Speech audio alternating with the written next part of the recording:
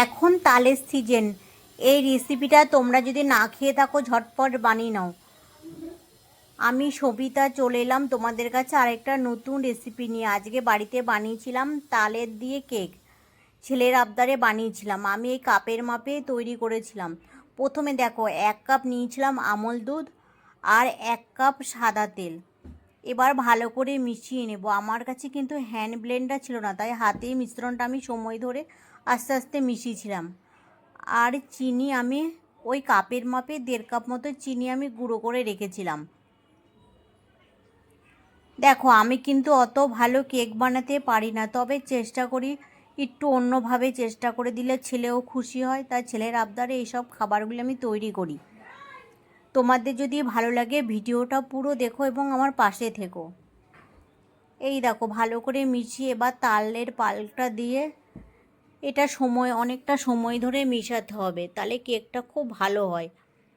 Hand Blender থাকলে খুব ভালো হতো, তবে নেই, কিচ্ছু করার নেই। যা ছিল তাই দিয়ে চেষ্টা করলাম।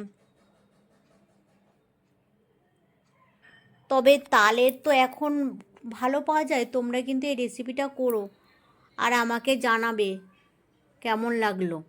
দেখো মিশ্রণটা ভালো করে আমার ফাটানো হয়ে গেল, ব্যাটারটা খুব সুন্দর তৈরি হয়ে গেছে। এবার আমি নিয়েছিলাম ওই কাপের মাপে 2 কাপ মতো ময়দা, 1 চামচ বেকিং পাউডার, 1/2 চামচ বেকিং সোডা। ভালো করে এটা চেলে নেব যাতে ময়দার কোনো মিশ্রণ না থাকে, এর মধ্যে ডেলা ডেলা ভাব থাকে না ময়দার মধ্যে, ওইটা যেন না থাকে, তাহলে খুব ভালো হয়। এবার ময়দা অল্প অল্প করে মিশাতে তাহলে থাকবো, বেশি একবারে একদম দিতে যাব না।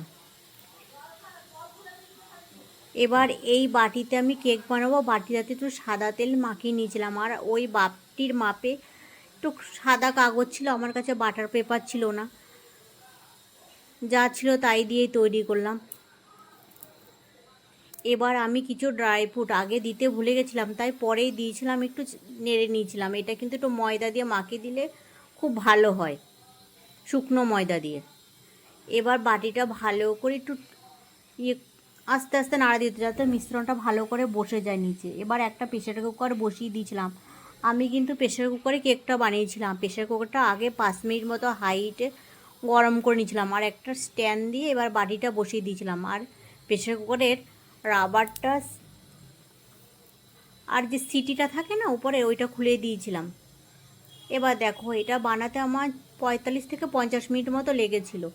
দেখো তৈরি হয়ে গেছে কেক। আর একটু তোমরা দেখে নেবে একটা কাঠি দিয়ে লেগে যাচ্ছে নাকি। দেখো কেকটা তৈরি হওয়ার পরে কত সুন্দর হয়েছে, দেখো নরম আর খেতে কিন্তু দারুণ হয়েছে। তো তোমরা একবার বানিও। আর আমার এই ভিডিওটা তোমাদের কেমন লাগলো সেটাও জানাতে ভুলো না। সবাই ভালো থেকো।